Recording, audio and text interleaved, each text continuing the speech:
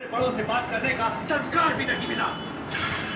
तुम दोनों ने अधिक समय इसके साथ व्यतीत किया तो तुम भी इसी के समान अयोग्य बन जाओगे। देवराज, आपके इस कथन पर मैं अपने पिता गुरु बृहस्पति की शपथ लेकर कहता हूँ कि समय आने पर हम तीनों स्वर्गलोक की स्थायी सुरक्षा के लिए अविस्मरणीय प्रयास करेंगे। इसके लिए भले ही हमें अपने जीवन की आहुति तक देनी पड़ जाए। हाँ। देवराज, आप भी बच्चों की बातों में आकर व्यर्थ ही क्रोधित हो गए। सच, तुम्हारे पिता देवगुरु बृहस्पति कहाँ हैं? देवराज, देवर्षि नारद ने स्वयं आकर पिताश्री को ये संदेश दिया था कि भगवान शिव शंकर उनका स्मरण कर रहे हैं। इसीलिए पिताश्री उसी समय कैलाश चले गए।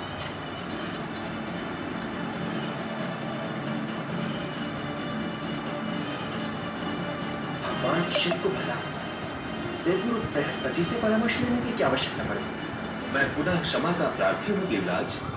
भगवान शिव शंकर सभी को आदेश अथवा उपदेश के लिए ही बुलाते हैं, परामर्श के लिए नहीं। तुम सत्य कह रहे हो कच।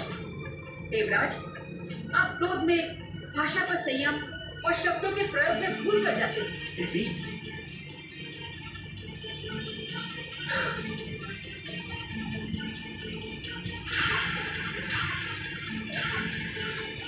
कच, क्या तुम अनुमान लगा सकते हो कि भगवान शिव ने देवगुरु बृहस्पति को किस उद्देश्य से बुलाया होगा? बहुत स्पष्ट तो नहीं बता सकता देवराज, किंतु मेरा अनुमान है कि भोलेनाथ देव दानवों के बीच युद्ध की संभावनाओं का स्थायी समाधान करने के इच्छुक है। ये तो महान कार्य होगा पुत्र। चलो। ओम नमः शिवाय।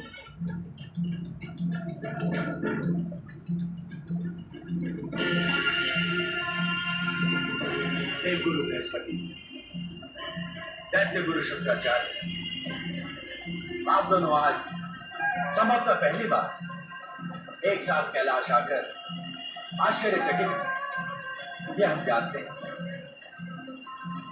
परंतु इस शुभ अवसर का लाभ उठाने के लिए आप दोनों का एक साथ कैलाश आना परम आवश्यक है।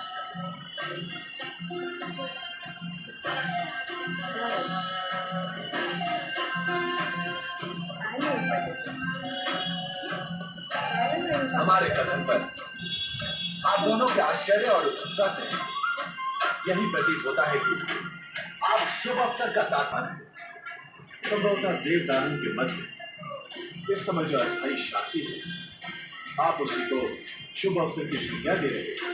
अनुमान लगाने में आप कभी भी भूल नहीं करते दैत्य गुरु शुक्राचार्य। ये आपकी कृपा का परिणाम है। परिणाम क्या देव दानवों की इस अस्थायी शांति की आप दोनों मिलकर स्थायी शांति नहीं बना सकते?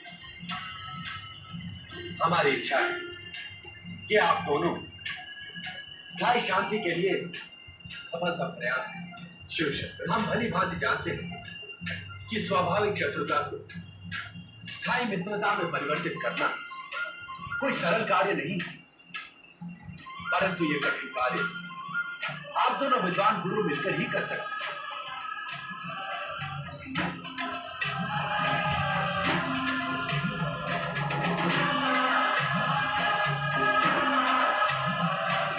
हमारी इच्छा पर अपनी सहमति प्रकट न कर आप दोनों यही सिद्ध कर रहे हैं शत्रुत्व भाव मात्र देव दानवों के मध्य ही नहीं, आप दोनों के मध्य भी।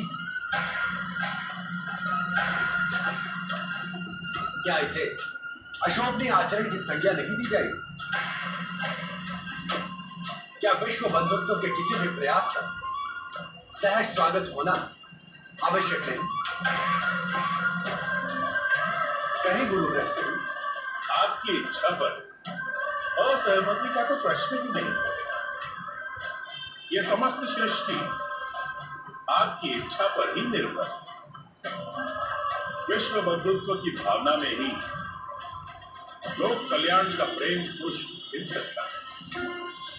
किंतु क्या देव गुरु बृहस्पति? भोलेनाथ, प्रश्न केवल मेरी सहमति पर का नहीं है। अपनी बात स्पष्ट करें देवगुरु। भोलेनाथ, आप देवराज इंद्र के स्वभाव से अपरिचित तो नहीं है। स्वार्थ एवं आशंकाओं से उनका मन सदा उद्विग्न, हर एक पर संदेह करना उनकी योग्यता है। दैत्यों की आसुरी और उन्मादी प्रवृत्तियां भी आपसे छिपी नहीं है भोलेनाथ। अहंकार का आभूषण है। वो अपनी स्वार्थ सिद्धि के लिए ही हमें अपना गुरु मानते हैं। मित्रता एवं शांति के लिए उनकी सहमति कठिन ही नहीं, असंभव प्रतीत होती है। किंतु आपके आदेश का पालन मैं पूर्ण रूप से करता हूं। मैं भी आपको विश्वास दिलाता हूँ भोलेनाथ, दैत्य गुरु के समान मैं देवताओं को प्रेम तथा मित्रता का पाठ पढ़ाने का पूर्ण प्रयास करूँ। आप दोनों की योग्यता पर हमें पूर्ण विश्वास है। साथ ही हम आप दोनों के प्रयत्नों पर शुभ परिणाम की आशा भी रखते हैं। आपकी इच्छा मात्र से ही असंभव भी संभव हो जाता है भोलेनाथ। देवगुरु बृहस्पति, दैत्य गुरु शुक्राचार्य, मित्रता की घोषणा के लिए आप दोनों हमारे समक्ष हृदय से लगकर मिले। यह हमारी हार्दिक इच्छा है। जैसी आपकी आज्ञा।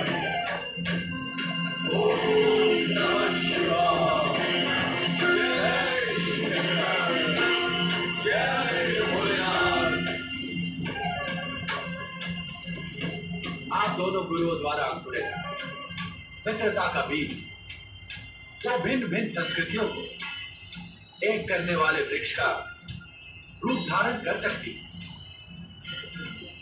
आपकी मित्रता देव दानवों के मध्य स्थायी शांति का कारण है। भगवान शिव शंकर की कैलाशपति भोलेनाथ की नारायण नारायण नारायण लक्ष्मी नारायण नारायण नारायण।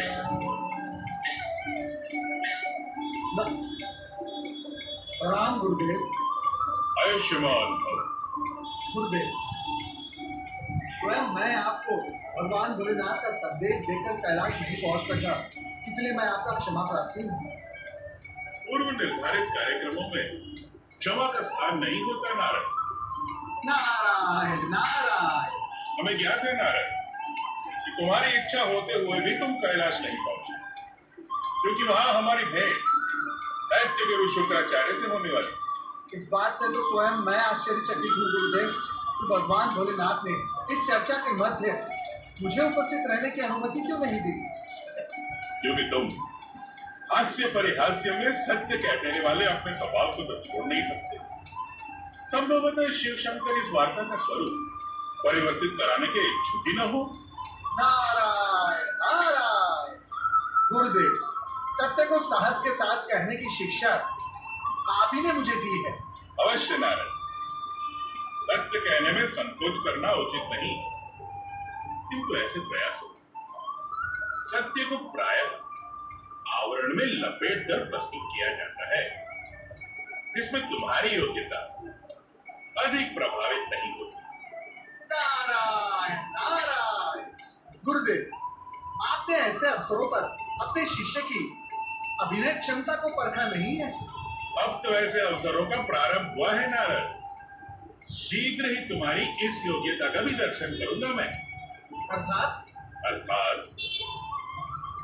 अपनी उस योग्यता का परिचय देना प्रारंभ।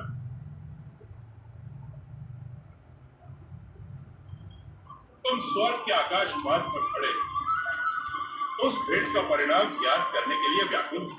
हाँ देवगुरु, आपका ये शिष्य उस भेंट का परिणाम ज्ञात करने के लिए अति उत्सुक है। भोलेनाथ की भी यही इच्छा है कि इस भेंट का परिणाम शुभ हो, किंतु क्या देवगुरु?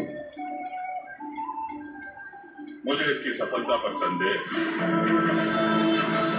अग्नि को साक्षी मान के